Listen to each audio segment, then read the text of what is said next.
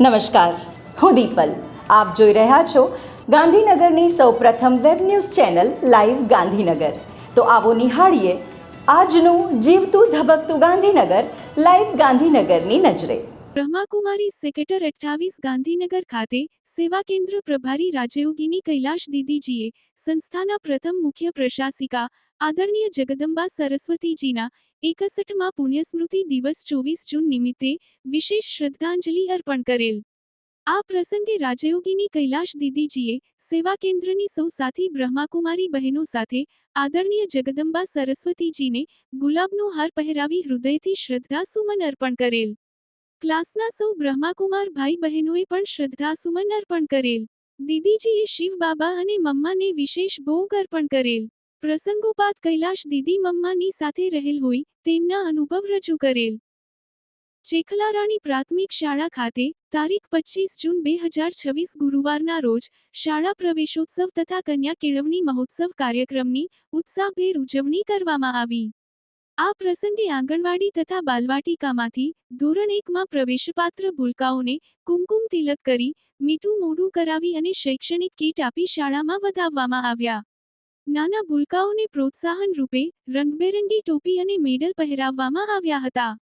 કાર્યક્રમમાં Shri M S. Chavda, CRC coordinator Shri Sanjaybhai, ગામના sarpanch Shrimati Kokilaben ગલસિંહ Jhala, SMC અધ્યક્ષ શ્રીમતી શિલ્પાબેન ઠાકોર તથા દાતાશ્રી ગલશ્રી જીવુભા ઝાલા ખાસ ઉપસ્થિત રહ્યા હતા. મહાનુભાવોના વરદ હસ્તે નવપ્રવેશિત બાળકોને દફતર તથા શૈક્ષણિક સામગ્રીનું વિતરણ કરવામાં આવ્યું. ઉપસ્થિત મહેમાનોએ કન્યા કેળવણીનું મહત્વ સમજાવી બાળકોને નિયમિત શાળાએ આવવા અને ખંતથી અભ્યાસ કરવા પ્રેરણા આપી. વાલીઓને પણ દીકરા દીકરીના શિક્ષણમાં પૂરતો રસ લેવા અનુરોધ કર્યો. સમગ્ર કાર્યક્રમ શાળાના આચાર્યશ્રી તેમજ શાળા પરિવારના સહયોગથી ખૂબ જ સફળ રહ્યો.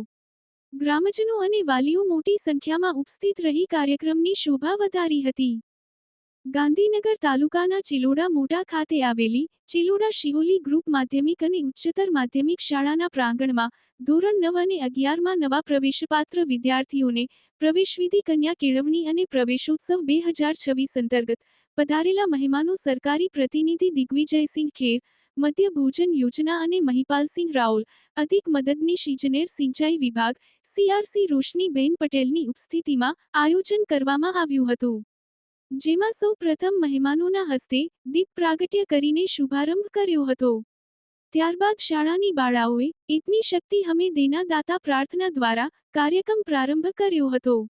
જેમાં શાળાના આચાર્ય રમેશભાઈ માકાણીએ મહેમાનોનો પરિચય આપી શાબ્દિક સ્વાગત કરેલ. તેમજ ઉપસ્થિત મહેમાનોનું ફૂલછડીથી સ્વાગત કર્યું હતું.